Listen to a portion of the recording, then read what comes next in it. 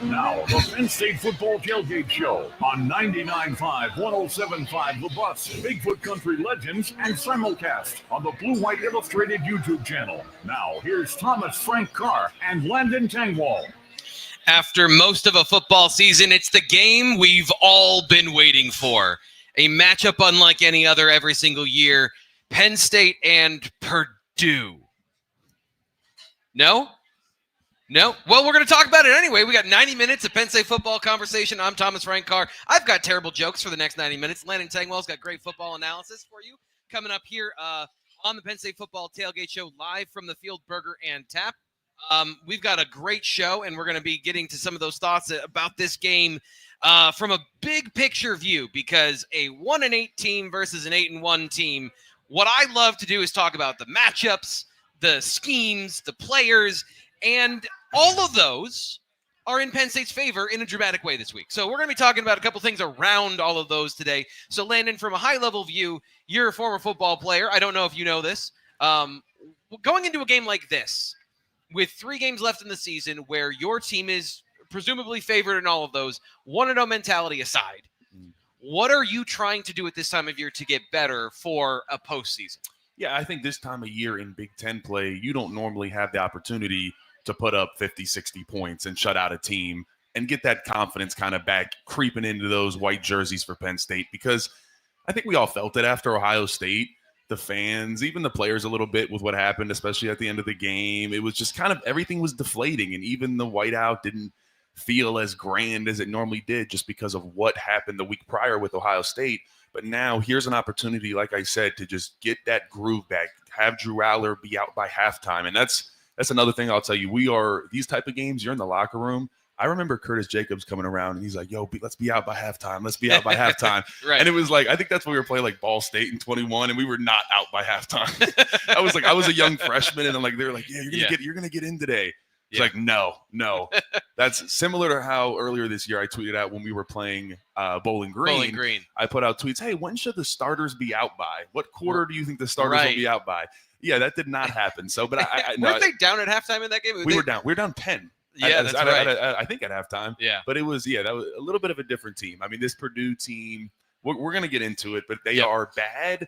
And not only are they bad, but I think they have somewhat quit on the season. And just also talking from a player perspective, that happens when there's nothing left to play for and you don't have good leadership and, there's nothing in sight. It's like, okay, what am I doing every day? So that's why I said, if you offer this Purdue football team, hey, you guys don't have to come out here. I think more than 50% of them would say, "Oh no, I'm good. I'll sit on the couch and watch the Saturday slate." I am serious, because that's how bad it gets. And then the negativity in the locker room starts to kind of float around, and it's guys coming in every day. Man, why do we got to be here? This is awful. The coaches suck. I mean, that happens, and then it starts to be contagious to everybody. So that is, like I said, I'm not in the Purdue locker room, but I would venture also looking. You can see personality on film. I've always said, like, you can see somebody's decision-making, like, in their life. You can see their focus, their attention to detail. All those things show up if you know how to look for them. And that's what you're saying is, like, you've seen a lot of these things where it's not just that they are a team that maybe the scheme doesn't fit the talent or they don't have enough talent generally. They're also giving up on certain things as far as, like, that's a dangerous place to be, right? For a coaching staff, for a program.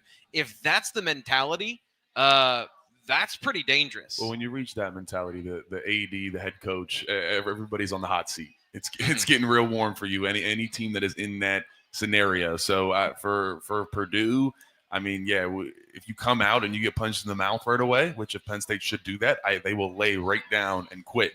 But obviously, I know there's the people saying, hey, you don't want to play around with them, and they're, like I said, thinking about Bowling Green earlier in the year. Yeah. Number one, I mean, just not even close to as talented of a team as Bowling Green is. Right.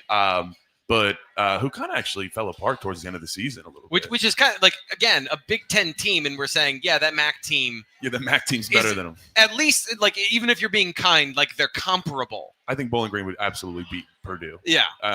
But I mean, Purdue has flashed. I mean, they were in a 49-49 overtime game against Illinois.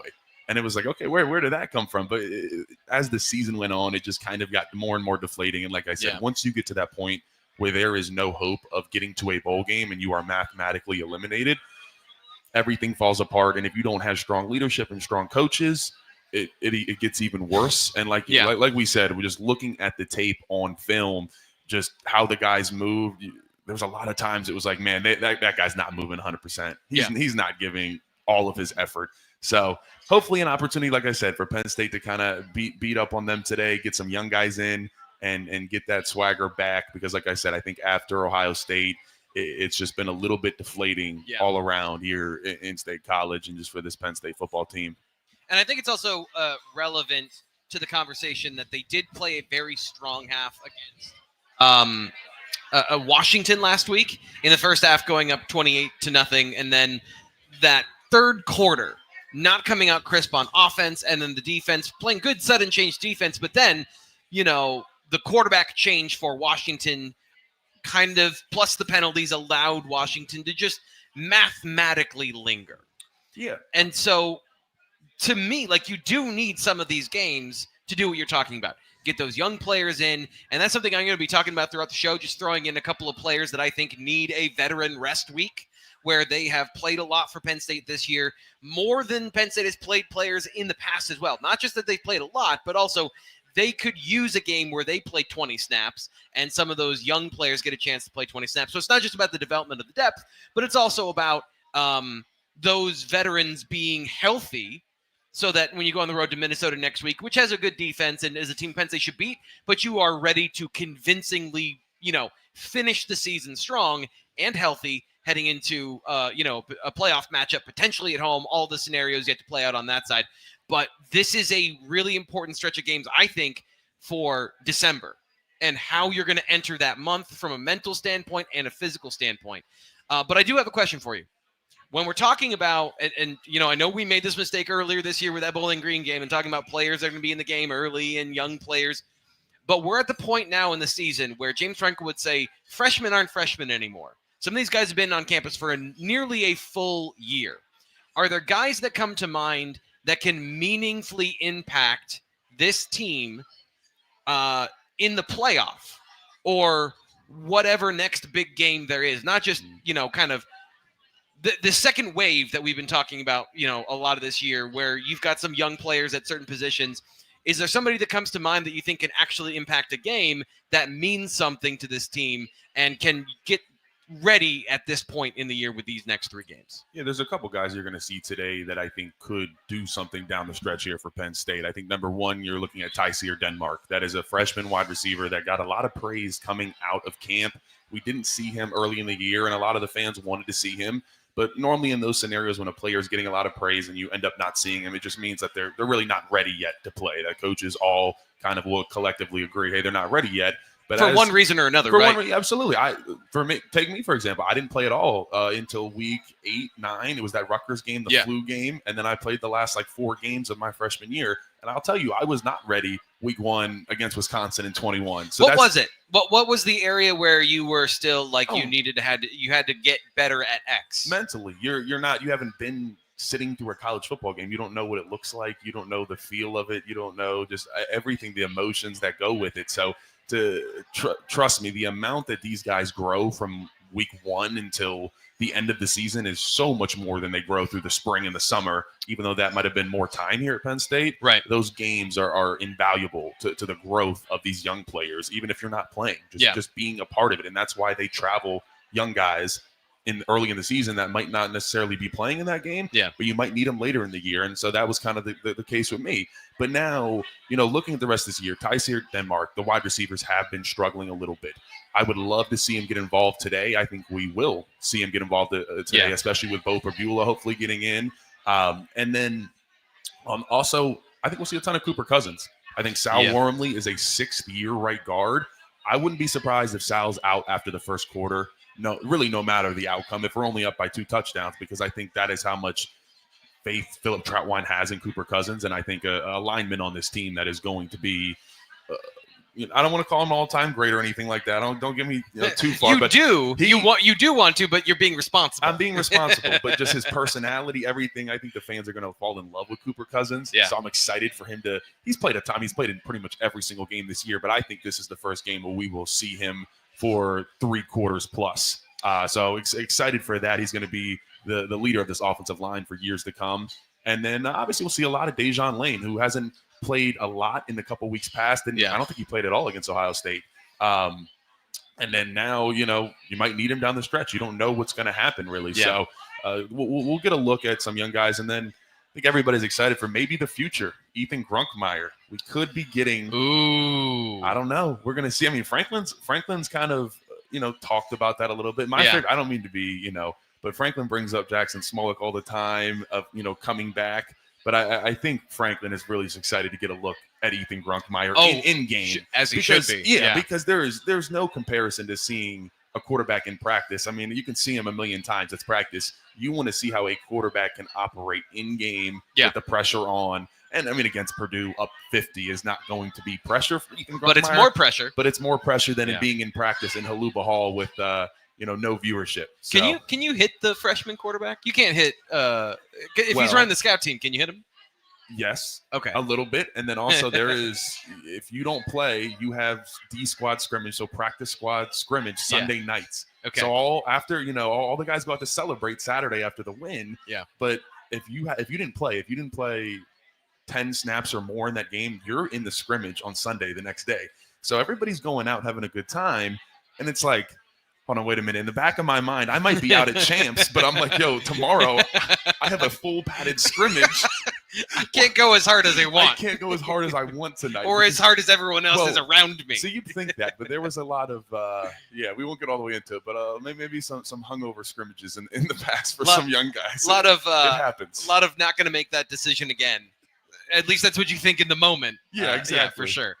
So we're going to talk about I believe we're going to talk about the offense coming up next, because as we all know, that is the side of the ball that everyone is got their magnifying glasses out and is staring intently at it in all the different phases, as it is the side of the football for Penn State that has not necessarily hit on all cylinders so far this year because of a number of things that I think might be getting a little bit better here down the stretch. And as always, we have to take today's game in context of if they look amazing, we do have to couch it with the competition that we've just outlined. We started the whole first 10 minutes of the show talking about everything but the opponent. So with that in mind, we'll be back talking more about the opponent here on the Blaise Alexander Family Dealerships Tailgate Show, driven by Blaise Alexander Family Dealerships on 99.5 The Bus, Bigfoot Country Legends, and on the Blue White Illustrated YouTube channel. Right now, your Penn State practice update. It's that time again. Penn State opens practice every Wednesday, and that means we've got practice updates for you. This week, the Nittany Lions were inside the warm confines of Haluba Hall. Want to get the latest information each week about practice, recruiting intel, and more? Subscribe to Blue White Illustrated for $1 and get 2 months of access with promo code PSU1. Penn State's practice at this time of the year is getting more and more intentional. Receivers run scaled-back routes, starting running backs take fewer reps, and defenders augment drills to do less running. After 3.5 months of intense work and games, it's smart to decrease the workload on practice and save it for game day. That's been the biggest change for the Penn State practice the last few weeks. Defensively, there's good news in the linebacker room. Key veteran Dom DeLuca was down to just a soft cast on his right thumb after having the hand fully wrapped earlier this season. DeLuca has been out at practice and playing in games, but his continued progress back to health has allowed the team to take some of the reps off sophomore linebacker Tony Rojas. DeLuca worked behind Rojas, the team's will position, during drills on Wednesday, allowing some of the younger players to see increased reps at the third linebacker spot. However, when the team put its starting trio together, DeLuca was lined up next to Kobe King, flanked by Rojas on the other side. The team's linebacker depth situation improved as well, with Keon Wiley returning to practice earlier this month. He looked more comfortable this week as well. We'll see if he's able to play at any point before the end of the season. Offensively, Nick Singleton was out of practice Wednesday, and it was a huge relief for Penn State football fans after leaving the win over Washington in the third quarter. Singleton was a full participant Wednesday and has looked more explosive each week. His health is critical to returning the Penn State ground game to where it was in September. But Penn State is a heavy favorite this weekend and will be a favorite in all 3 of its final games. What is there to work on at this point? Penn State head coach James Franklin has a checklist. We got to put it together for 4 quarters and be able to have a kind of a killer mindset. Consistently throw the ball and make plays and get open no matter who we play. And I would say also the consistency in the running game as well. Making sure that we're not doing anything, and I think we did this last week, that we're not doing anything to make it easier on the offense in terms of giving them a free 5 yards, jumping off sides, something after the whistle, things like that. Whether it's a block kick or whether it's a return kick for a touchdown or punt for a touchdown, that's something that I think could really help us. That's your Penn State practice update. I'm Thomas Frank Carr. More of the Blaze Alexander Tailgate Show next. For a touchdown. This is all out of order, Ryan. I mentioned this last week. Anytime that these things happen and we don't get to them when they're supposed to happen, it drives me crazy. But the good news is most people don't care about that. They want to know about the new commit. So fill everybody in. Who is Chaz Coleman? We weren't doing this video at 10 o'clock on Sunday night anyway, let's be honest. No. We love you guys, but I was done. Of course, yes, Chaz Coleman. You want to talk about a fun pickup? This is a fun pickup. And we're talking about a pretty raw player. Excuse me real quick. 6'4.5", 220 out of Warren G. Harding in Warren, Ohio. Man, so Chaz parsed on the radar. I don't know. It feels like about a month ago when Penn State offered, and quiet guy. Been kind of trying to drill down and learn more information, and fortunately we've been able to do that. Catching up with his coach here. I think the big thing to know is Chaz Coleman has never really played defense until this year, and boy, I don't know why that was not the case earlier. Warren Harding got a new coach this year, and just catching up with Coach Richardson not that long ago, he said the same thing. He's like, I watched this guy's basketball film, and I'm like, how has this guy never played defensive end in his life? Comes out, plays defensive end this year, and boy, he had 9 forced fumbles. All you got to go ahead, put that basketball film on, because this is really fun to watch. But just rattling off some stats. I mean, 9 forced fumbles on the year, 3 interceptions, just a ton of really interesting things. 16 tackles for loss, 68 tackles total. Just a freakish athletic player. I've been trying to get broad jump numbers, 40s. He's never really been tested. I don't think he's really gone to any Under Armour camps or anything like that. But man, you watch his hops here. I would love to know what his vertical is, or could he get an 11-foot broad? Because there are some freakishly athletic, broke moves the here on the basketball backboard. It court. looks like that last part of there looked like he broke the backboard. Yeah, so that's pretty impressive. On 3 moved him into the on 300. Charles Power, of course, our scouting staff moved him to the on 300 just about a month ago, up to number 213. And I always think it's interesting because Charles and them, they do a really good job at getting verified information, and that's really important as far as measurables, testing, all that stuff.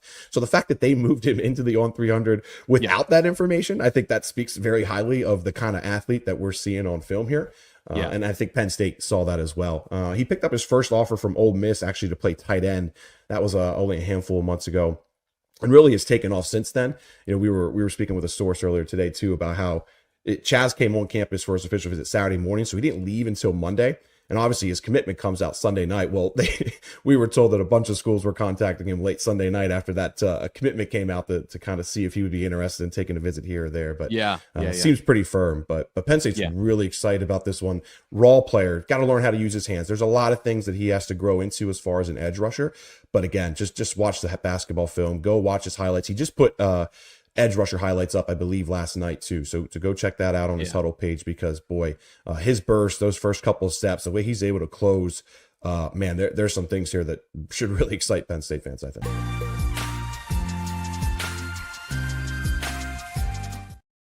Chips.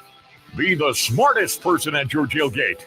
Get the expert's view of today's game. Here's Landon Tengwall as he gives you the key matchups. Brought to you by Stalker Chevrolet. For your next vehicle purchase, come to Stalker Chevrolet and save with low interest rates. And remember, only at Stalker Chevrolet will you get the Stalker Advantage with the purchase of any new vehicle.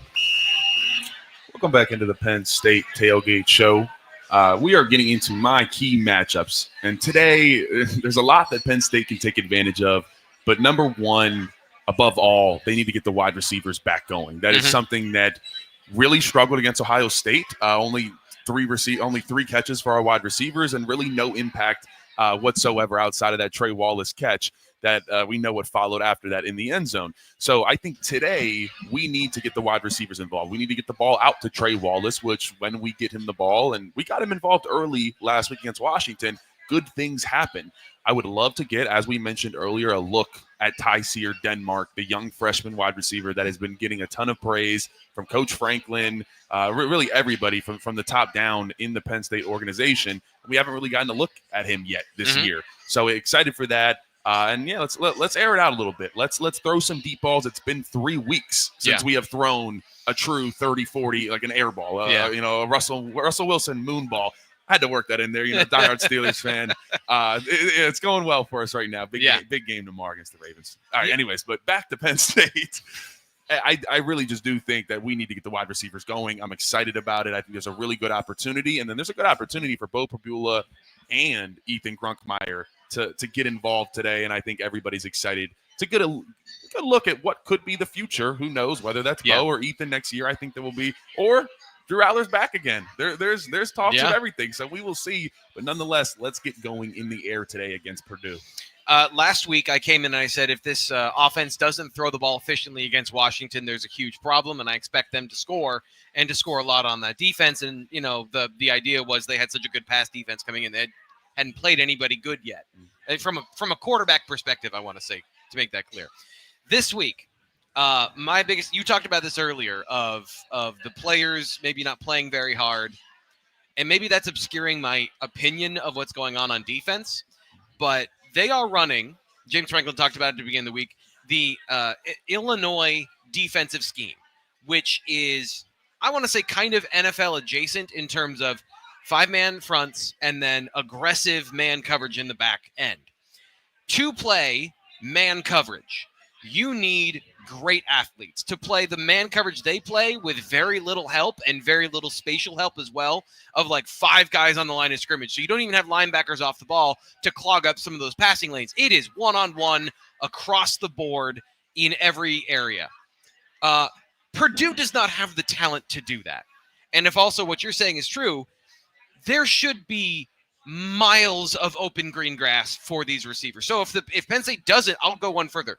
If Penn State doesn't get explosive plays in the passing game, and I mean those 60-yard touchdowns, whether it's catch and run, whether it's Drew airing it out, I think that's an issue. The only reason I would say that the caveat is if Nick Singleton is running for 6 to 16 yards per carry in this game. Because again, if you run 5 defensive linemen, you have basically 1 linebacker and then a safety filling from depth. The minute he gets through that line of scrimmage, he's in open territory. Nick Singleton, we have not seen him in open territory. And I do want to pivot to this conversation. We'll get back to the passing game in a second. Before he left the game last week, I thought that was the healthiest Singleton looked since his injury against Illinois. Do you feel like the ground game generally is hitting its stride at the right time? And is that something you could see happening today, where they finally get back to being what we saw in September, of being a dominant run unit that could make the game over before it even starts in a lot of ways? Everything is on the table for this Penn State offense today from a standpoint of where they can attack Purdue. But no, I do think there is a great opportunity to get Nick Singleton going, and that's the explosive piece of our offense. When we saw it, without Anthony Donka too, but without Nick Singleton, we lost it. We lost that explosive run game piece that allows Drew to be able to take a little bit off of his shoulders. Yeah. It's not as much pressure on him. So you have to have that going into the playoffs, and even going against the Minnesota defense next week that is fairly solid. So you want to go in here with some confidence and be, walking away from this game. You don't want to have any doubts leaving this Purdue game. That's what I will say. That's where I think Penn State could only place they could really hurt themselves today is walking away and saying, we're still not able to air it out for whatever reason, or we're still not able to dominate on the ground game, which we really should be able to do. And I think after a week where you struggled against Ohio State, the Penn State offensive line, we saw it. We couldn't run the ball, and they were pretty much dominating us up front. And, did it last week against Washington, 266 yards, no sacks, no TFLs. That was a dominant performance, and that's a way to bounce back for the offensive line. But now let's keep that rolling, keep this run game going, because at the end of the day, let's be honest, you can go back and talk to the pass game in a second, but Penn State will forever be a run team first. It's the truth, T. Frank. Oh, never going to change. Once an offensive lineman, always an offensive lineman. I've had to learn and adapt and adjust some of the things I think learning from you in a lot of these scenarios here's the thing I've been thinking about this week. And I've heard this before, but hearing it from you directly of run game is a mentality, right? Is what I think you said last week on air. And it's about pride and it's about want to in a lot of those areas. And I always look at it as, isn't it a prerequisite to be like nasty as an offensive lineman? Isn't it a prerequisite to like all those things? Don't you always want to dominate in those situations? I guess that's the thing that I always assumed. So what's the difference there between being able to pass block and then being able to run block on any play in any situation in any given moment? Why does the run game require time dedication in the form of more plays and more attention? Yeah, well, when you're in the pass game as an offensive lineman, you're dropping back and you are, first off, going backwards against a 6'6", 290-pound man running at you. Can we talk about how unfair that is? If you just put the description of an offensive lineman out there, and it's like, you have to do what? You have to block this guy going backwards? Be elite in reverse. Yeah, in reverse. So, first off, shout out to all the offensive linemen out there. But the other piece of it is, in pass pro, like I said, it's passive. You are just trying to stop them. It is a slow death. That is pass pro. You're going to get beat eventually to the quarterback. Well, in the run game, it's a little bit different. You can take this man against his will and drive him from point A to point B, and he can't do anything about it. And that is a heck of a feeling, T. Frank. Let me tell you what. And then especially when you do that and then finish him off and put him in the dirt, it's a fun time. It's a fun time. So obviously we need to make sure the offensive line is going to continue to do that. And I think that's what it's going to come down to at the end of the day. Like, we need to finish off these last 3 games. I know, obviously, but when we get to the playoffs and we play a team that is similar to Ohio State, Georgia, Alabama, whatever way you want to slice it. Yeah. Our offense and defensive line has to. That's where we're going to win the game at, and they have to show up. So obviously a really great job last week against Washington, but let's continue to stack days, and that is the Coach Franklin mantra: stack days, stack games, and everything will start to kind of take care of itself.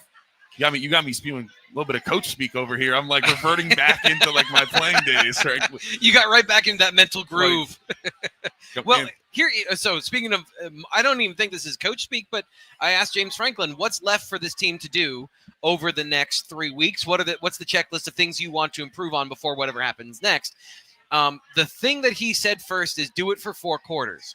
And I think when people hear that, they think, you've got to be gritty and tough in the 4th quarter, or in today's game, the defense can't allow any late scores. To me, what it says is you got to do it in the 1st quarter. Like, you can win a game in the 1st quarter if your offense and your defense are not opportunistic, but just viciously and lethally efficient. And that's where I think, especially on the offensive side, because he did pivot then into talking about the offense in terms of being consistently explosive on the ground and being able to pass against anybody. I feel like in this game, it's not just about winning. It is about those earmarkers of, are they coming out and seeing, okay, this may be easy, but I do want to dominate. No matter who the opponent is, no matter how I feel about this week, I want to dominate from the beginning of the game, and I want to make this awful for the opponent. I guess, how do you see that kind of play out?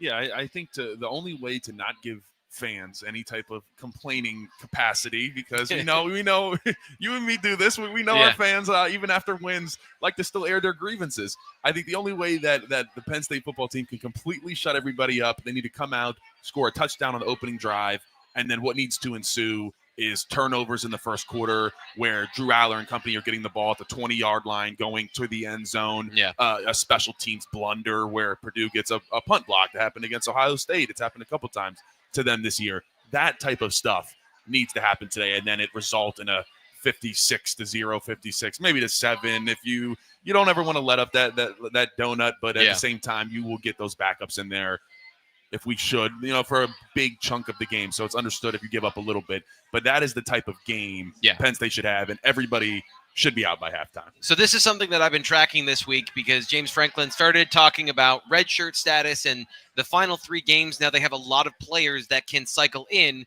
and still preserve those red shirts.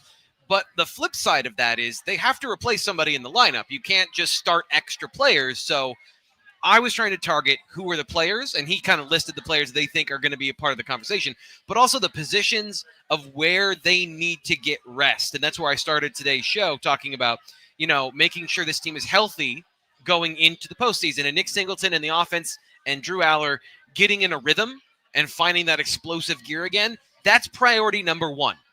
Full stop. Win the game, the things we just talked about. But once you do that, once you establish those things, I told Landon this in the break. Tyler Warren, through 9 games this year, if you combine his snaps with 9 games last year, he's at nearly 1,000 snaps. So not only, as a tight end, he's running down the field, run blocking, pass blocking, contested catches, jumping up and falling to the ground. These are some really rough snaps. So I guess, you talked about Sal Wormley. How much do they need to play Tyler Warren today to keep his status and Q rating, is what they call it in the media, high for his postseason award push, but also get in that rest? How does that work for him today, or what do you want to see in that situation?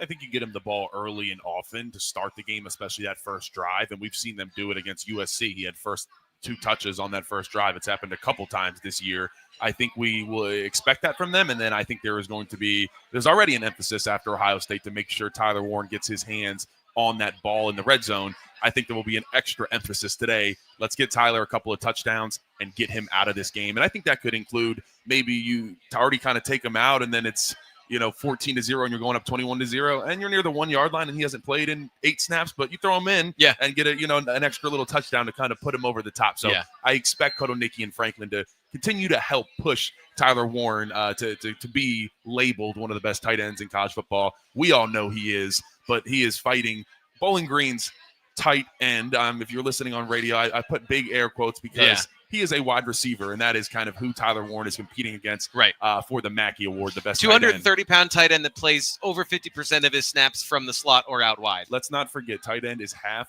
being an offensive lineman. Yeah, when it's done right. Absolutely. And that's not, by the way, again, Harold Fannin Jr., awesome. Fantastically carved us up. Super fun to watch, but this is about, Mike Gesicki, and going back in the day, even, not Jeremy Shockey, the New Orleans Saints tight end, Jimmy Graham. They tried to be classified as wide receivers so they could get paid as wide receivers because they play that position. So there's a difference in the tight end room in whether you line up in the line of scrimmage or if you line up out wide. James Franklin's, anyway, we can get into all of that later. Sorry. But I wanted to tell a quick story before we get out of here.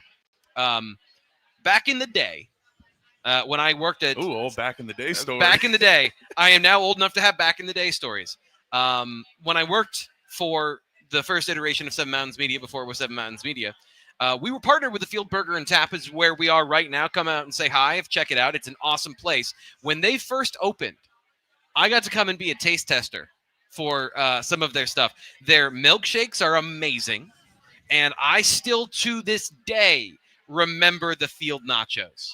Pulled pork nachos, they to die for. I dreamed about them for weeks afterwards. This is an awesome place to come watch a game. It's an awesome place to hang out. I love the atmosphere in here. You should come and join us for a future road game, but more important than that, you should come here and you should have the awesome food of the Field Burger and Tap. We're going to come back with more on the Blaze Alexander Family Dealerships Tailgate Show on 99.5, 107.5 The Bus, Bigfoot Country Legends, streaming on the Blue White Illustrated YouTube channel. And right now, we were just talking about Coach Speak. Let's get into the Coach's Corner. Press conferences are boring, right?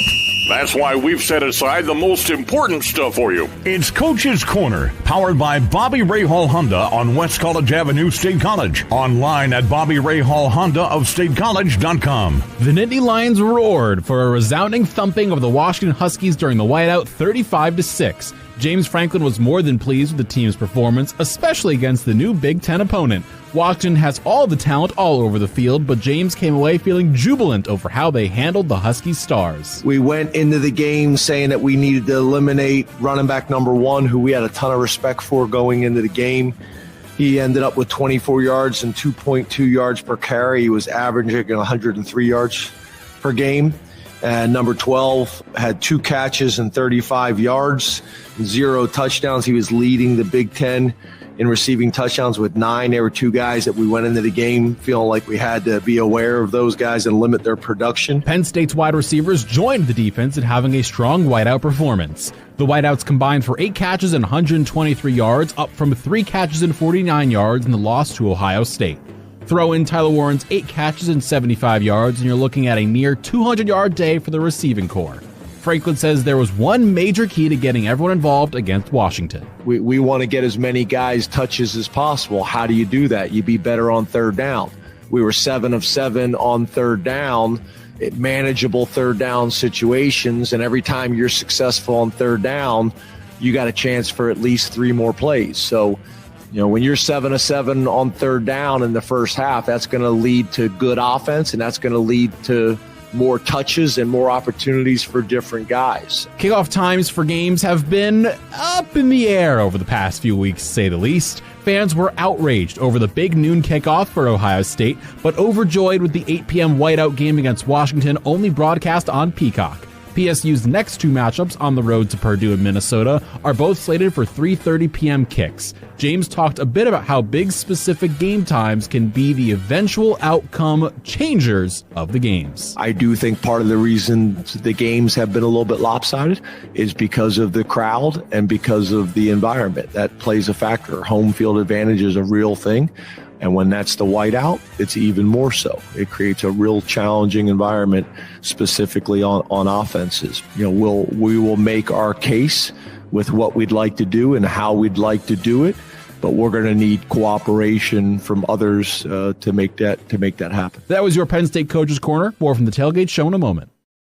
The timeline of Penn State really operating at the level that it's currently operating at is like a year and a half. Mm-hmm. Maybe 2 years. And so that is a critical context.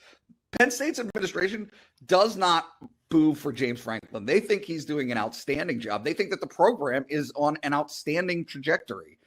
And so you've got this massive disconnect between what fans see as 11 years of almost getting there, and James Franklin isn't the guy. And specifically, he's the reason. That is what that says, is that everything else is fine. The coach can't coach is what that is, because again, the people who are showing up on Saturdays and tailgating, they're not all the ones here in the chat. They're not Stephen Light. They're not Kyle K, who has this to say, says all booing was drunk, idiotic college kids who know nothing about football. And I want to ask you guys, and Fitz, if you want to jump in here, I was not at the game. I did not hear or see these things. But I have been having this conversation in my head of, how much of the fan base does feel this way? How much does that outside pressure do anything to any of the timelines that Nate is talking about? Because it is not insignificant that the people going to the game, the most dedicated to go to the game, pay for all of the things that go around that, are also displeased. So I guess, what is the percentage that you would feel? Or was it half, some, not as many? Can you give us context? Because that was not for any of us that were not there at the stadium. It wasn't on the broadcast, wasn't anywhere else to be found.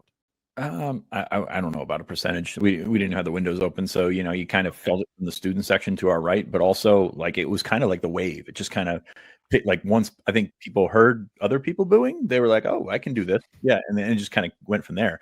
And now it's a 4-second clip here, that's what we're talking about. But you saw some of that and you're like, oh, everybody's frustrated too, and I can do this now. But no, I think it was not insignificant. It was not particularly knowledgeable, but it was not insignificant. So Nate, you're laughing really hard. Nate, what do you think? This is your lane. I know this. It unlocks or taps into the crazy part of James Franklin's brain, as far as I'm concerned, right? The part of he took so personally the booing of Sean Clifford before the whiteout game when Penn State was 5 and they had just lost the game to Michigan. This was 2022. It was very evident that he took that very personally, even though it was directed at Sean Clifford. In this case, it's directed right at him. Yeah. And they are on a trajectory to reach the playoff, to probably host a home playoff game, right? There are aspirations and things that Penn State. To the Penn State Football Tailgate Show, driven by Blaze Alexander Family Dealerships. We are here at the Field Burger and Tap for the Penn State Football Tailgate Show.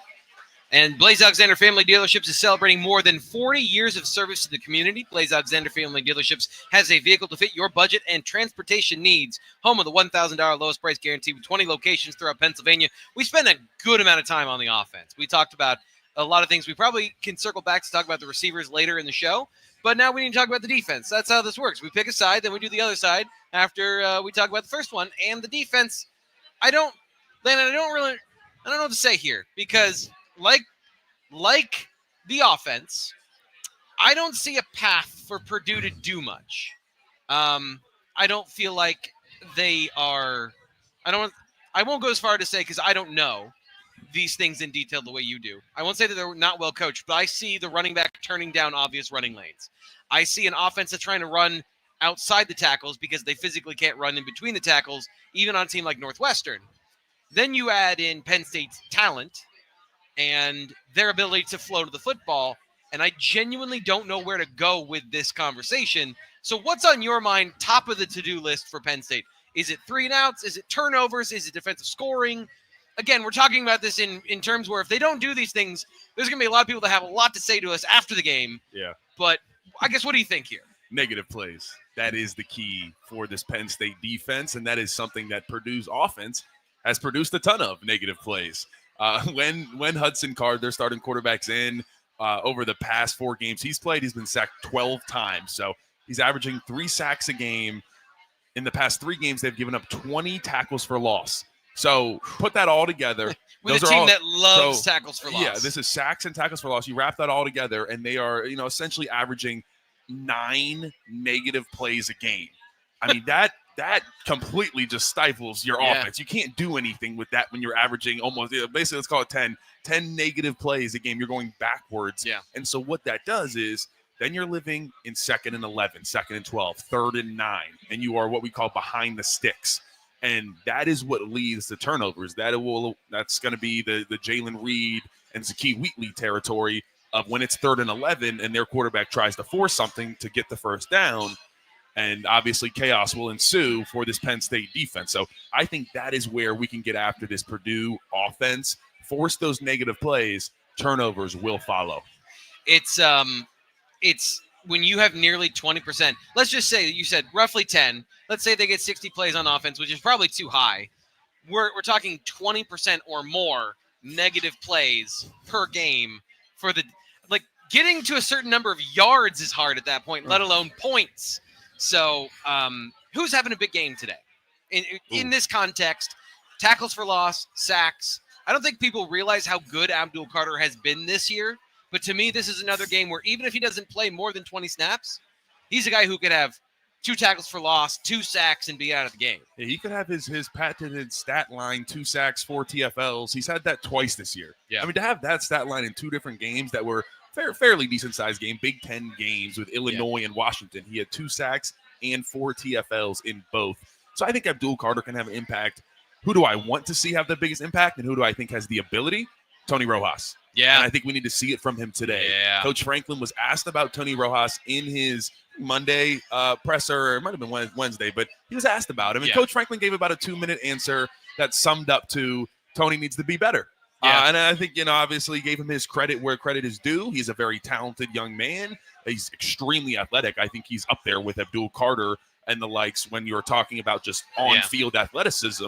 But he has yet to put it all together. We've seen him miss some tackles. We've seen him be places where he's not supposed to be on the defense. Team just started picking on him. Washington tried to do things that Ohio State did to trap him inside and then run outside because they were expecting him to go the wrong way.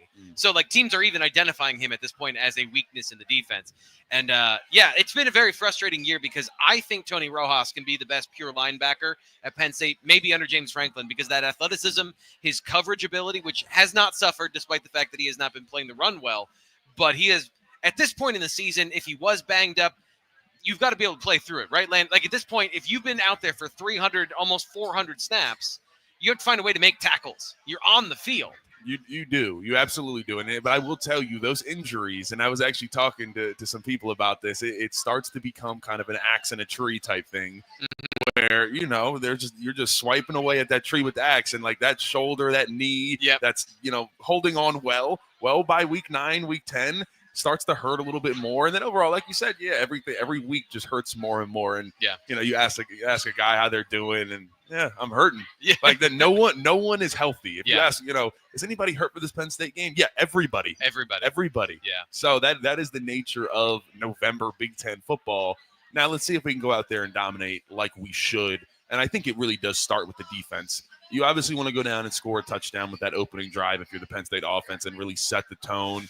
But if you got to get it going, you have to give Drew Aller a couple turnovers early on, and that is how you turn these games into routes that are 50, 60-0. Yeah. And that's how you get those starters out by halftime. When you see Ohio State beat up on these teams, that's what they do. It's quick turnovers. The interesting thing was in the game against Purdue, I think they were 21-0 at halftime, and Purdue drove all the way down to the goal line and then missed a field goal on 4th down. So they did have an opportunity to score early. They did almost challenge Ohio State at one point, but in the new Big Ten, and honestly in the new college football, this is something I find very interesting about game flow.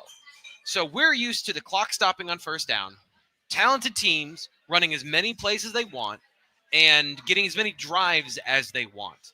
Penn State plays a slower tempo on offense. They have not been getting the dominant 3-and-outs, despite the fact that they've been dominant at times, getting these 3rd and longs regularly with this defense. They've been struggling to convert and get off the field on 3rd down.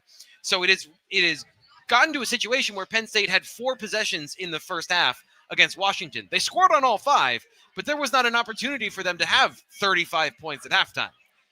I guess that's where, when you're talking about turnovers, elite defense, that's how you get to that score at halftime in this game. It make this feel like an old school college football game. Yeah, shout out the offense last week. Riley Thompson, our Aussie punter, he did not go on the field. I saw your stat. Yeah, he went out to hold. He is the holder for Ryan Barker, but he did not go out to punt the ball once last week. I don't know how many times. That's like a T. Frank stat. How many times has that ever happened in the Franklin era or something?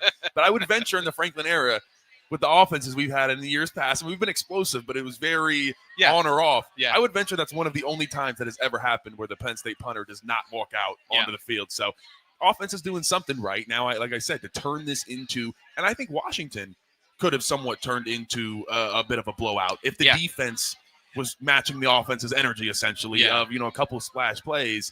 And then you're living in that world. Yeah, they gave up a 6-minute drive to begin the game that resulted in 0 points, and they had multiple 3rd and 9 or longer. And, I think that's what James Franklin talked about this week of not making penalties that give the other team an opportunity.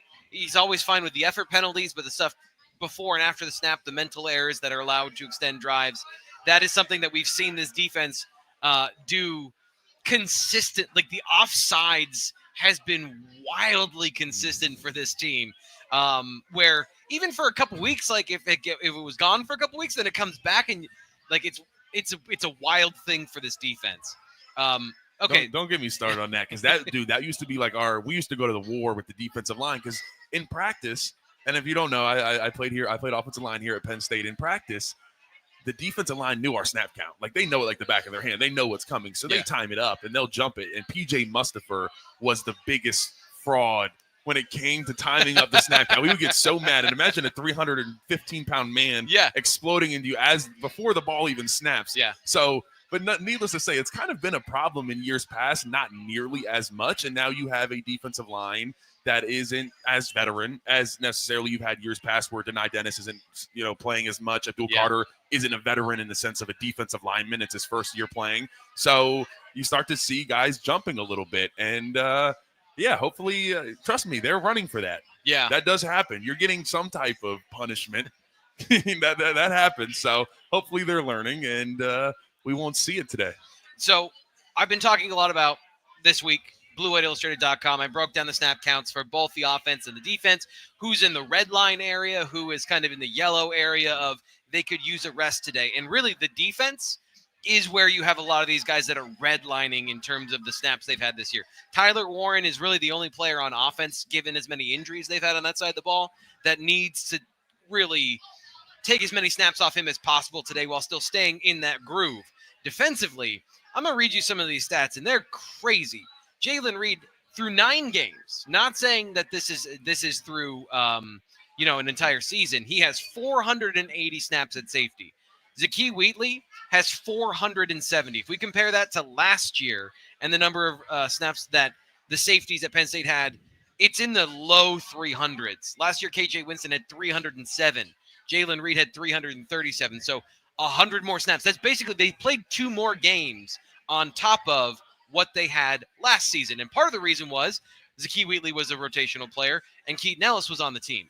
This year, if you look at, I use 100 snaps through 9 games as our threshold of top reserve players. 0 safeties meet that. So it's been all those 2 guys this year. Just to give people a bit of a reference, each game on your side of the ball, you'll play anywhere from 50 to upwards of 75 on the high-end snaps. Yeah. So, getting into that 450, those are a lot of snaps. And obviously you rotate too, so you start getting into those high numbers. And I will tell you, this is something that the Penn State team, the Penn State sports science staff, they track this. Yeah. And the coaches have this type of information. So they know, they're doing it even on a higher level than T-Frank here. I'm doing like basic math, and they're like a beautiful minding it over there. They even have these little GPSs that are put in basically a microchip into the players that they wear not into their skull. It's not. You're watching on the YouTube channel. He's pointing the back of his head like it's Minority Report. Yeah, right, exactly. No, but so they wear those little, like basically those bras that you see them wear. That has a GPS in it essentially. And it tracks everything and what that gives the sports science staff. And they wear it for runs, practices, games, everything. Mm-hmm. So they have all the stats and know, okay, is this guy, getting too much basically abuse on his body? Do we need to kind of take a load off of him? Which leads to injuries, right? Absolutely. So like that fatigue and that danger of getting too close is what causes those preventable injuries is, I think, also the thing we're late here in the season. That's kind of the point we're trying to make here today. Absolutely. That's what I said earlier with the tree and the axe. Yeah. Your knee can start out fine in the season, but you get towards the end and it might just be hanging on by a thread. And there's also guys that have stuff, and I'll tell you, like, just being transparent, there's guys that I'm not saying right now, but I know in the past where you have a shoulder issue, you have a knee issue that absolutely needs surgery, but you just kind of play through it because it doesn't need it yet, and you're going to fix it at the end of the season. And that's the stuff that the fans don't really know about. And you might ask, hey, why is a player not doing so well this year? And you don't really know that they are really getting ready for surgery after the season. Shelton.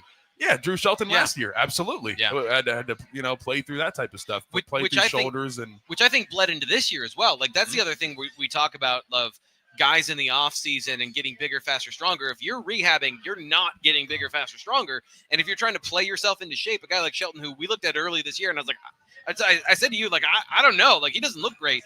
I haven't thought about Drew Shelton in weeks at this point. That's a great news. I always say offensive lines like the AC, you only notice when it ain't working. So Shelton's doing a great job for sure. Excited about where the offensive line is for being a young group. Here's a guy, talking about a lot of these numbers here. If you're on the radio, hopefully you can imagine them in your head. If you're here on the YouTube channel, I don't know what to do. I'll flash him up on the screen. Abdul Carter is 10 pounds heavier than he was last year. He's played the same number of snaps, and he's playing a new position. Talking about a guy who has, like, I don't think people really get it. How hard is that to do, to change all those things at the same time and then produce 8 sacks on the season so far? You have to be one of the most talented and most athletically gifted people of all time. And Abdul Carter fits that mold. I mean, that is seriously how big and talented and just athletic Abdul Carter is. He can play any position that I think he can play running back. I mean, truly. That's a big running back. You train Abdul Carter. Brandon Jacobs. I'm just saying his closing speed. I'd like to see that speed with the ball, maybe. Yeah. I'm just putting it out there. But no, that is the type of athlete he is. And I think it's really impressive for him to go from being an off-ball linebacker to where you don't really have big dudes coming after you as nearly as much as defensive end. Defensive end, you are hands-on all the time, and you are basically mano-a-mano with a 320-pound tackle versus being off-ball and kind of getting to play in space, where Abdul Carter really does play at his best when he is in space and can close on people. I mean, he is a true cheetah hunting down his prey. So I also like to see him in that environment, but hey, he has been fantastic at defensive end, so you can't knock it. And Penn State has definitely been benefiting from the result. And I think if you go back to Ohio State, no one really talked about Abdul afterwards because of the result, and everybody was mad. Yeah. But if we win that game, one of the headlines is Abdul Carter, game changer. He ended a drive on his own. Yeah, absolutely. That was a really impressive game. No matter who he was going up against, that's a very impressive situation to find yourself in against one of the best teams in the country. Yeah, Abdul Carter, in terms the advanced metrics are all great as well. True pass rush situations, meaning Landon, what you just described earlier of it is a slow death. Well, it's a quick death if they know it's coming. In pass rushing situations. Those 3rd and 9s? 3rd and 9. Gotta get ready. 2-minute warning, you're down. You have to pass block. Everyone knows it. And Abdul Carter and all that athleticism coming after you, 5 sacks in those situations. So he's turning into a closer. And the thing that you and I talked about before the season of the heart of transition of the mental part of defensive end, he's a really good run defender. His PFF run defense grade is one of the best in the country. His stop rate in terms of tackles for loss in the backfield, all those things. He has more stops at defensive end than almost every defensive end in the country. He's top 10 in that number as well. So no matter where you look, Abdul Carter, for the fact that mysteriously, I don't understand this, fans want him to move back to linebacker. It's like the number one thing that is on the postgame show after the game. I don't get it. He's awesome in all of these things, and he's doing it for the first time, which is super rare. Yeah, I think where we get that from the fans is maybe the linebackers aren't playing as good as we wished and thought they were going to at the beginning of the season. So I think that's why you get some of that. And I think it can be when you are the most talented player on the field in Abdul Carter. It can be a little bit of... Can you clone him? Yeah, well, that, but it's wherever you move him, you miss him at that point. Right. I mean, it's obviously you're going to miss him at linebacker. He is the best player on the field when he steps out there. So you move him away, the linebacker's going to hurt a little bit. And I think having Tony Rojas and Kobe King, the assumption was we'd be fine. But I think Kobe King actually playing some really, really good football. The linebacking core as a whole struggled, I think, at the beginning of the year just a little bit. It was a little rocky. Kobe always starts slow for some reason. He that. Ended the year last year and in 2022 as one of the best run-stopping linebackers in the Big Ten. Last year, one of the best run-stopping linebackers, one of the best overall linebackers in college football. And then it just it is always so the first month of the season, Kobe's going to get his feet underneath him, and then he's going to turn it on, and we're there now. One other thing I will tell you, too, about Abdul, and one of the reasons he moved down to defensive end is it takes away the thinking. You don't have to process things as much. You are going and you are hunting. That's where Abdul Carter is at his best. So we're going to come back and take a look around the Big Ten. We're getting down into my least favorite time, which is speculation and projection season, because I don't pay attention to anything other than, honestly, what's between the lines for Penn State football during the regular season. And now we're going to be talking about, what is it with Ohio State and their schedule, and they're going to the Big Ten championship scenarios. So, I hope you've got your stuff ready, because I will be no help whatsoever. We're talking about around the Big Ten, outside of just the scores going on right now on your TV screen. But that's what we're going to do coming back next here on the Penn State Football Tailgate Show, driven by Blaze Alexander Family Dealerships on 99.5, 107.5 The Bus, Bigfoot Country Legends, and on the Blue White Illustrated YouTube channel. It's more than just football at Penn State. Here's This Week in Penn State Sports, brought to you by Bobby Rahal Lexus in Lewistown. Get ready to experience luxury like never before at Bobby Rahal Lexus of Lewistown. We are Nittany Valley's award-winning Lexus dealership at 425 Electric Avenue. Visit us on the web at BobbyRahalLexusofLewistown.com. The playoffs have arrived. Penn State cross country hosts yesterday's NCAA Mid-Atlantic Regional Championship race. Penn State came in as the 20th ranked cross country team in the nation. The Penn State women's soccer team kicks off their NCAA tournament run later today at 6 p.m. when they take on Stony Brook. The 4-seeded Nittany Lions find themselves in the same bracket as 1-seed Florida State and 2-seed UNC. It is not yet playoff time for the Penn State women's volleyball team, however, who had their Thon matchup last night against Illinois in State College. Only 5 more matchups now remain for Katie Schumacher-Cawley's crew as they get ready to go dancing in December. Both the men's and women's basketball teams are hoping to do some dancing of their own, but in the months of March and April 2025 instead. Mike Rhodes' crew got off to a blistering start, winning their first 3 games and putting up 108, 103, and 92 points consecutively. The team took on Virginia Tech last night in the Hall of Fame Series matchup against Virginia Tech down in Baltimore. Baltimore native Ace Baldwin & Co. have their next game on Wednesday the 20th as they start off their Sunshine Slam series against Purdue Fort Wayne before heading down to Daytona Beach just before Thanksgiving. The Lady Lions remain undefeated through their first 4 games. Victories against Duquesne and Niagara this past week have given the likes of Gracie Merkel and other fresh faces chances to play in the Bryce Jordan Center before their season ramps on up. The Lady Lions' next game is Sunday at 1 p.m. on Pop 93.3 against Monmouth. That was This Week in Penn State Sports. Back to the Tailgate Show in a moment. Thank you. Hi, I'm Dustin Shuey. At Blaze Alexander Chevrolet of Phillipsburg, we'll never make you feel like you're just enough. We are talking about finishing off the 2025 class. Quincy Porter, Ohio State wide receiver commit, was at Penn State over the weekend. I didn't expect that. I usually have a pretty good idea of even when flip targets are coming in, and we balance that line. But when I was there after the game and James Franklin's hugging Quincy Porter, that's a bit of a surprise. And I love surprises. It's so much fun covering recruiting when there's surprises to be had, good surprises at least.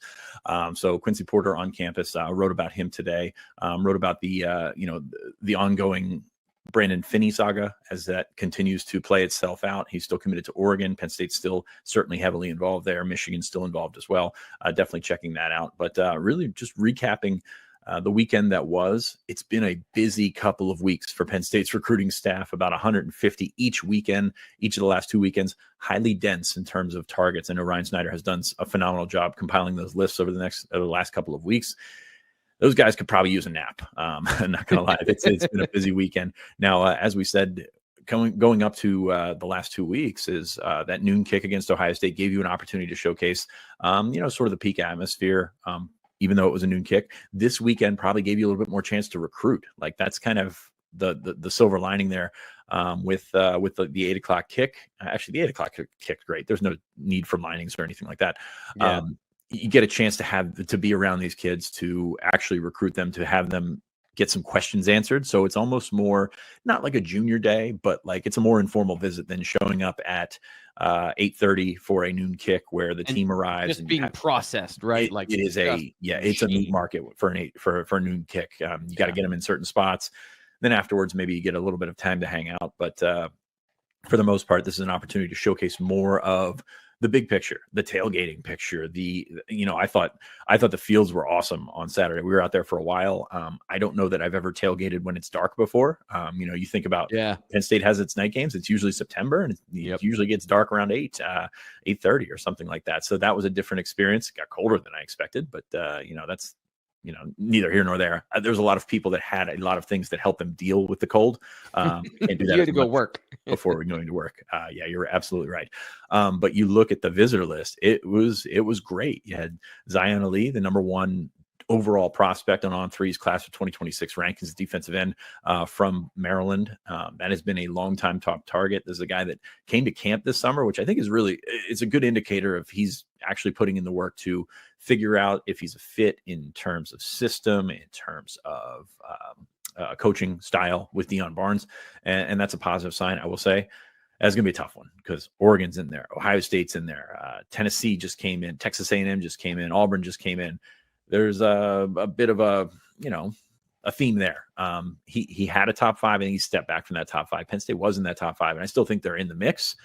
It's going to be a tough one for Zion. He's a heck of a football player. Maybe distance comes into play here, but Oregon, I think, is leading the way. And it's leading the way on the on 3 RPM right now as well.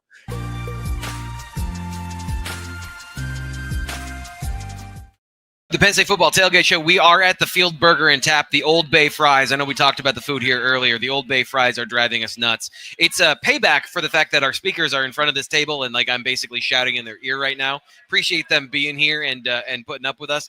But those Old Bay Fries, you're from Maryland, right? I am from Maryland. So you're from Old Bay country. Yeah, that's Old Bay, and they got it all here. Trust and believe. This is done right. I told this story a couple weeks ago about how recruit dinners would be here a lot, and still are. And when recruits come, they want to bring a couple current players around. So I would be like, yo, let me come. Like anytime, it didn't matter if it was an offensive lineman or like whoever was a wide receiver. I'm like, yo, I heard there was a recruit meal over. It's a DB from Texas. Yeah. Hold on. It's like, I feel like I relate to this kid. I'm like, yeah, I can help you guys out here. I sell the program well. So I was always here. And the best part is they just order everything on the menu because it's whatever. And so I've enjoyed a lot of the field before, and it's a heck of a place. So make sure you stop on by. But yeah, Big Ten. Yeah. Man, time to speculate. Like you said, we are in a crazy place right now with the 12-team playoff where I think 99% of the population, I still don't even understand how all the seeding works and the 12th the ranking versus the seeding. There's a lot going on. Yeah. That's not even for today, but let's talk a little bit about the Big Ten. Ohio State started down 7-2 Northwestern, and just like always, Ohio State does that a lot. Like they'll start and they just come back with two huge explosive plays, and then it's 21-7 right now, and then it'll be 49-7, and then it'll be game over. Yeah, and that's what they do, and that's why I wish. Hopefully, we can do today. Hopefully, we start quick. I don't want that 7-0 start, obviously, but I think that is something that we need to obviously get going today. Some big explosive plays. Throw some propane on the fire. Yeah, absolutely. Outside of that, Nebraska and USC, even though that's not even considering the Big Ten, it's not a good matchup, but that could be fun. Rayola's back versus USC. Could get explosive. Who's that quarterback now for USC? I know they benched Miller Moss, which I assume that it's Jaden Maeva or something, right? Something like that. All right. Something like that. Yeah. Oh, we got Rutgers, Maryland on the list too. Yeah, Rutgers, Maryland. A lot of snooze fests out there. Yeah, it's a 6 p.m. That's prime time at this time of the year at this part of the country. So prime time, Rutgers, Maryland. Well, I can promise you 6 p.m. in what is that, in College Park? In Maryland. There won't be any fans there. Damn. Maryland, I believe, is second to last in the Big Ten, only in front of Purdue. Yeah. But which also, by the way, while we're just on the topic around the Big Ten and lack of attendance, there was a couple shots of Purdue's tailgate lot that is directly in front of the stadium. So think about right in front of the tailgate lots in front of Beaver Stadium, and how everybody always thinks, oh, it'd be nice to be able to be there with my tailgate, but I would never. I don't have that. That hasn't been grandfathered in. It hasn't been that lot hasn't been passed down to me for 35 years. Yeah. There's no chance of you getting there. Well, Purdue, that lot for them today is pretty much empty. You could drive in right now. You can drive in right now and go tailgate in Purdue's parking lot right in front of their stadium. Nobody's there. Don't worry. So, as I said, that is and I just tweeted out, that is a fan base that is done with the season, and I have the feeling that it is the team that is somewhat done with the season. Yeah. But yeah, and then you got Oregon and Wisconsin finishing off tonight at 7:30. That one might be interesting too. It could be fun. I feel like Wisconsin could give Oregon a run for their money. And Dylan Gabriel, who is now, obviously being talked about as a Heisman candidate, he has the tendency. He'll throw some interesting passes that could get picked off. He's had a couple goal line interceptions this year. So opportunity for Wisconsin to make it a game. But outside of that, not really anything too else. Washington did win their game last night against UCLA, 31-19, and what was his name? The quarterback, Garbers. Garbers for UCLA. We didn't see Garbers, right? No, they played the backup. Yeah, we saw a lot of different. We saw a lot of different quarterbacks this year, man. It was a lot.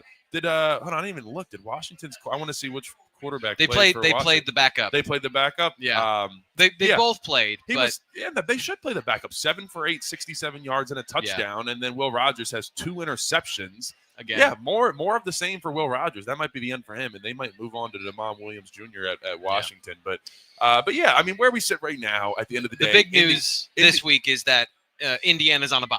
Indiana's on a bye. Setting up for that big matchup next weekend. Absolutely. Kirk Cignetti just got a an 8-year contract extension. It's looking good in Indiana. I mean, he was getting, I believe, over 300 votes.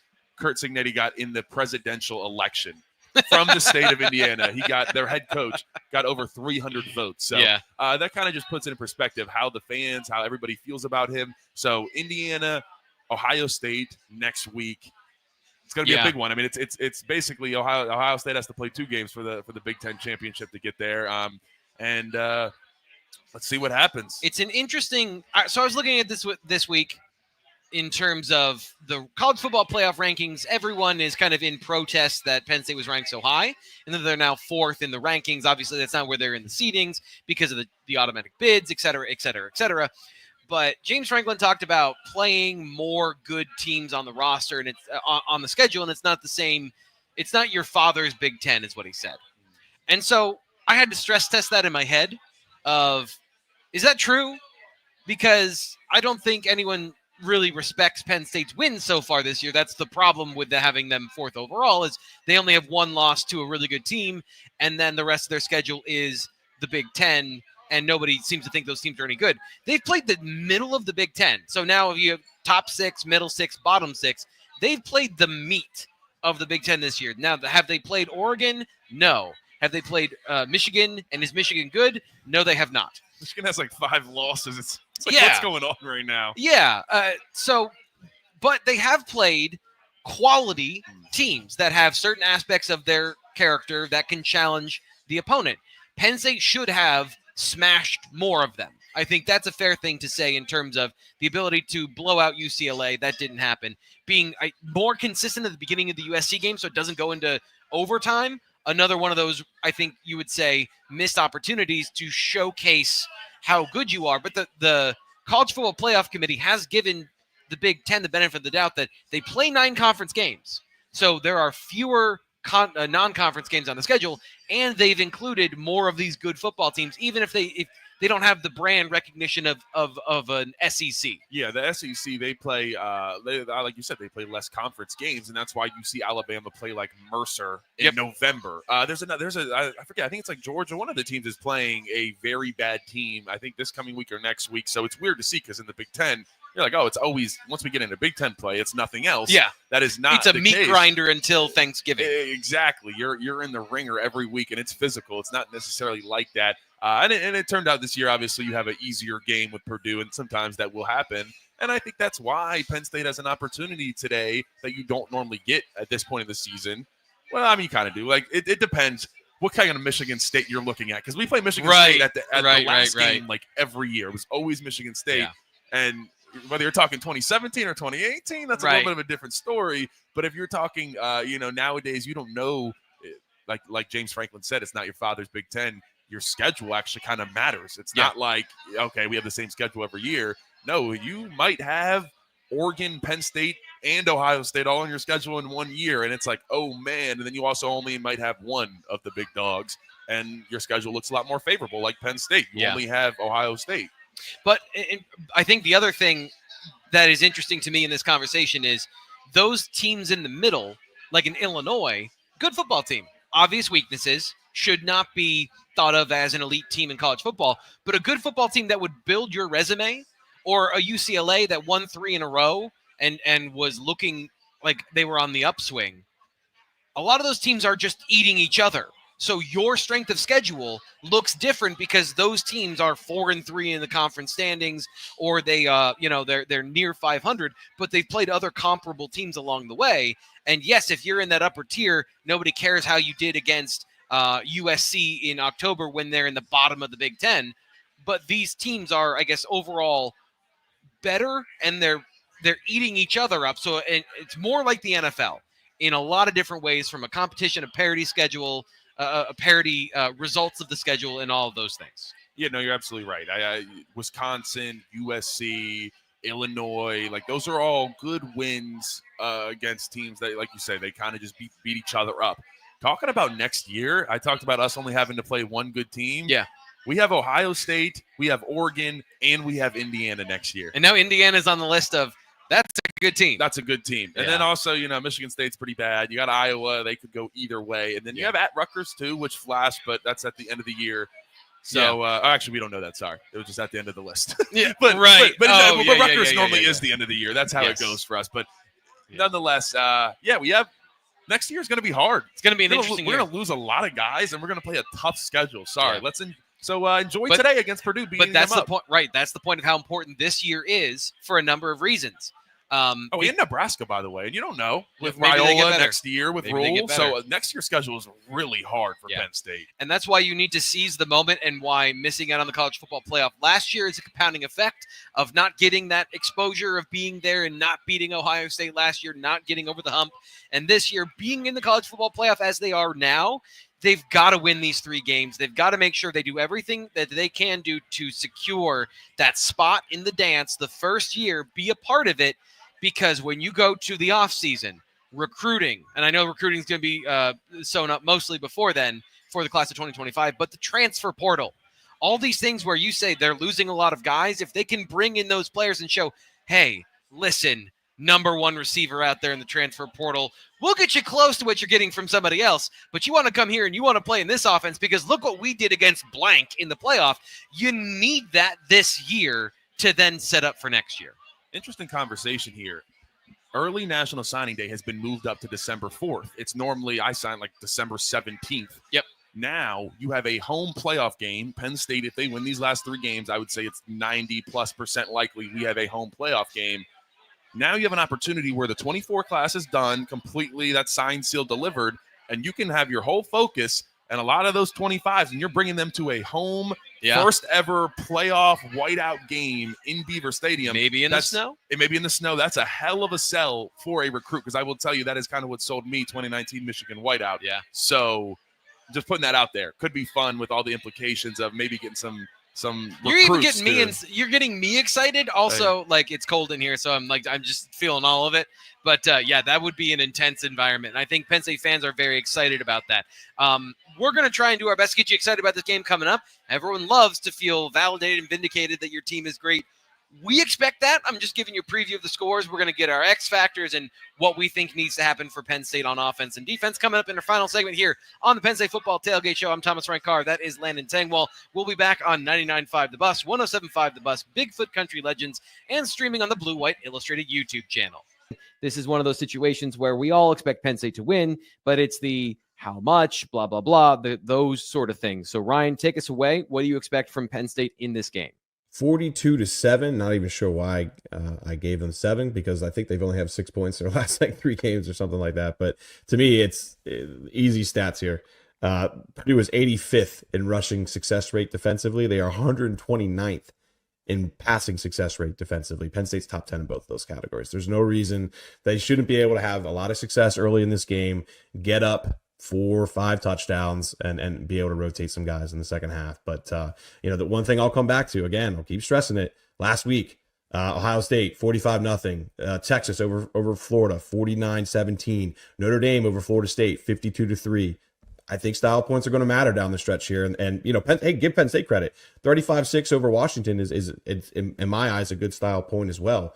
But this is an opportunity to run it up. I mean, you still have that one score win over Bowling Green. You have that tight win over USC, which USC doesn't look very good right now. Yeah. I think getting style points down the stretch here only builds the confidence of the committee of saying, hey, look, they're playing some of their best football right now. We got to keep them in that 6 seed or so because again, obviously there's a lot that has to play out, but playing in the ACC.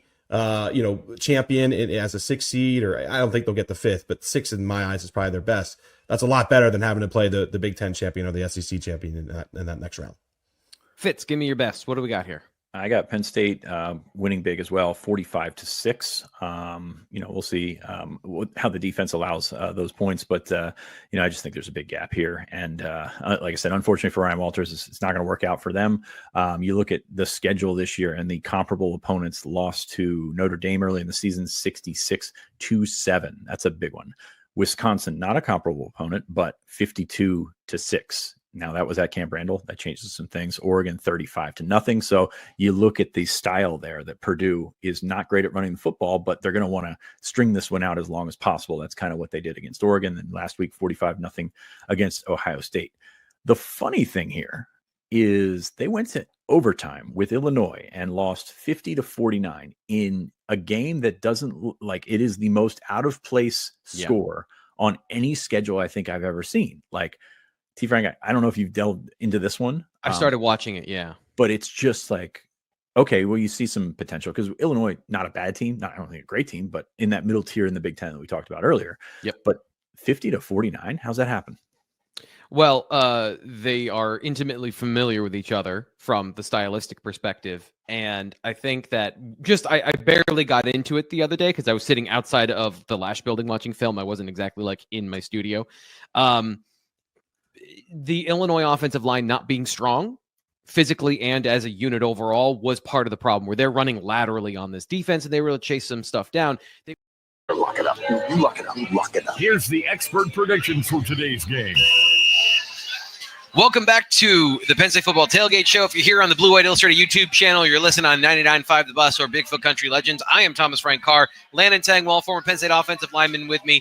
Landon, give the shout out to your YouTube channel and where people can find you on social media, because you are a star on the artist formerly known as Twitter. I appreciate it, T. Frank. Yeah, you can find me at Landon Tengwall on any social media platform, YouTube, Twitter, Facebook, Instagram, wherever you get your stuff. Give me a follow, hit me up. Love talking to you guys. And, Penn State at Purdue today. Yeah. Should be fun. Let's talk some predictions. I think this is a game, like I said, we set the scene. We can blow them out. And if we handle the business the way we should and let Drew Aller have a couple deep balls, get some explosive plays, and if the defense can create a couple splash turnovers, I think that's where all the difference can be made, because then you're giving Drew Aller and the offense the ball on the plus 20-yard line, the plus 30, some quick scores, and that is how the game gets out of hand quickly. Yeah. I'll go 56-7. I originally told T. Rolling Frank, it back in a little bit. I told T. Frank 63. I wrote it down. We're going to roll it back in. It's November. Guys are hurting. There's going to be a lot of backups. We'll go 56-7. Yeah, I was early in the week, I was flamethrower taking as well. You know, I'm not usually a hot take artist. And this is the problem, is like I'm unintentionally controversial all the time. I'm just saying, you know, what I think about what I've studied in the moment. And I watch some of this Purdue stuff where they've got a linebacker covering the number one slot receiver for Illinois running down the middle of the field. And I'm like, what is that? What is that? Why is that happening? That is really bad. And you see like what they're trying to do and how they're trying to do it on defense. Given Penn State's matchup, 49-0 is my score, but I put this in the Kent State bucket of the mismatch of talent to scheme, and the inability to do multiple things means they are on that level. And if you're saying like, oh yeah, and the players have checked out, yeah, like I said 49-0 because I was trying to be conservative here, but I think that whatever Penn State wants to score is what they should score. And this is the conversation we've had all show, which is if they do not come out and have that aggressive mentality to punish this team and score and be lethally effective, especially on offense, that's where I think we have a problem. I wrote this week about the deep ball and Drew Aller. You mentioned it here on the show, those deep passes. I went into all the numbers. I went into all the details. You can go check it out at bluewhiteillustrated.com. If you're listening here on the radio station or on the YouTube channel, you can sign up for just $1 and you use promo code PSU1 for 2 months of access. You can get our premium content, as you mentioned, signing day, all those great things coming up. And, of course, the film breakdown after this. If there is some sort of problem, I'm going to go and identify what it is, and I'm going to talk about it because there should be no problems in this game, and we'll do that during the film review. That's where it comes back to me of players. You mentioned relative health, players getting relatively healthy. I think the thing I'm looking for from a non-execution standpoint is Anthony Donko, Nick Singleton. Where are they on that journey back towards being explosive playmakers for the offense? Are there other guys you want to see specifically be explosive in this game? Is it Trey Wallace? Is it Amari Evans? Is it Tyler Warren? What do you think? Yeah, I think you want to get Tyler Warren his touches, get him a couple touchdowns, get him out of there, keep him in the conversation for all those awards that he deserves. He's put the work in, and you don't want to let a blowout game kind of get away from you and just get him out of the game too early. But you also want to make sure you guys, you get up, you get those guys out. We've talked about how many hits they have on their bodies at this point in the year. But I also we talked about a couple young guys. I want to see Amari Evans on a deep ball. I want to see Trey Wallace on a deep ball. I mean, like I said, it's been 3 weeks. We have not truly thrown a deep pass in 3 weeks. It's time for Drew Aller to air it out. I don't care if the guy's open, and as Coach Franklin even joked about, shout out Corey Geiger. Franklin said, just chuck it up. He said, he uses that terminology very purposefully. Yes. But yes, Penn State needs to just chuck it up today, especially against a team that athletically is just inferior. Yeah, and this is the part where I think we've seen kind of stylistically, personality-wise.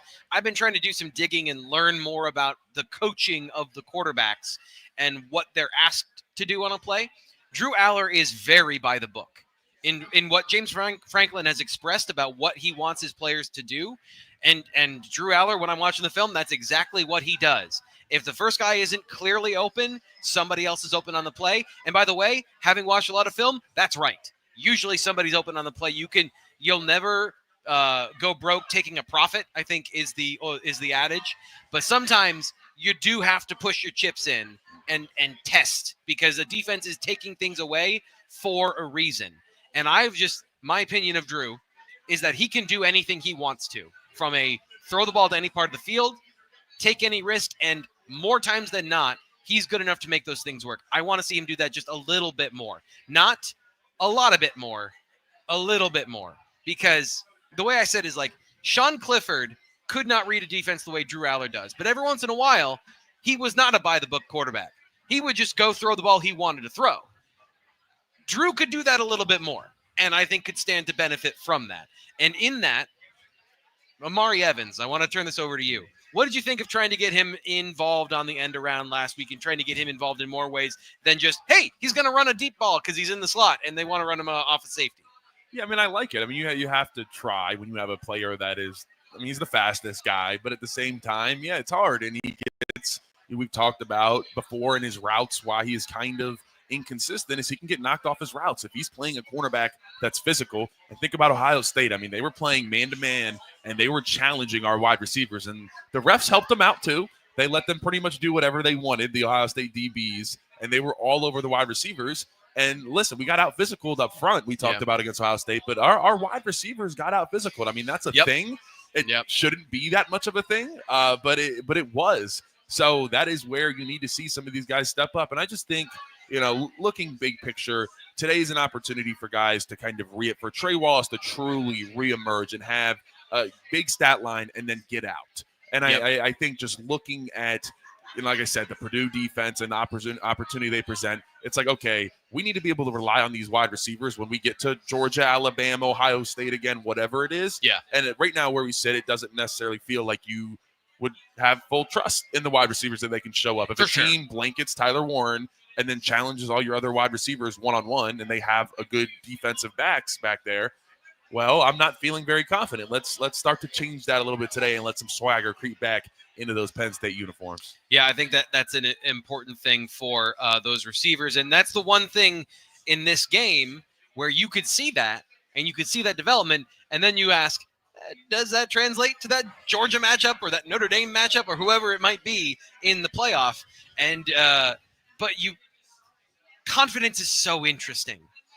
And just think about it in your daily life. If you're driving around and you had a bad day and you had to go give a presentation and suddenly you're standing in front of people and you're not in a great mental space, and now that guy's trying to hit you.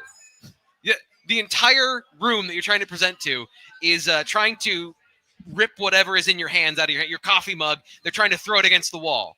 That's football with low confidence. And like I tend to forget that, and it's always appreciative that you're here to remind me of those things, that these people do people stuff and they play football. Final thoughts here. X factor in this game. Let's go on defense. We usually do an X factor. What's your equivalent of an X factor in this game? Yeah, I think I'll go Zakee Wheatley. I think he'll still play a decent amount. I think he could have a big turnover, and I think, like I said, Penn State's going to win this game. You have my promise on that one. If it doesn't come at me with pitchforks, I think if Zakee Wheatley can get an early turnover and get us the ball in plus territory on their side of the field, and that could ignite. That's throwing the match into the fire that starts a 56-0 type game versus that one where you kind of let them hang around and it's only 35-7. That is where I think Zakee Wheatley can be an impact player, get us a big turnover and get it going. We haven't seen a whole lot of turnovers from the turnover king, I think because he's playing better sound defense. There's some risk-taking early in his career. I think that would be a good thing for the Penn State defense. It's a great thing that you joined us here either at the Field Burger and Tap, on the radio, or on the Blue White Illustrated YouTube channel. I'm always eternally grateful. Coin Intelligence Agency. He's here in the chat doing the Lord's work, keeping everybody entertained. He says 42-0.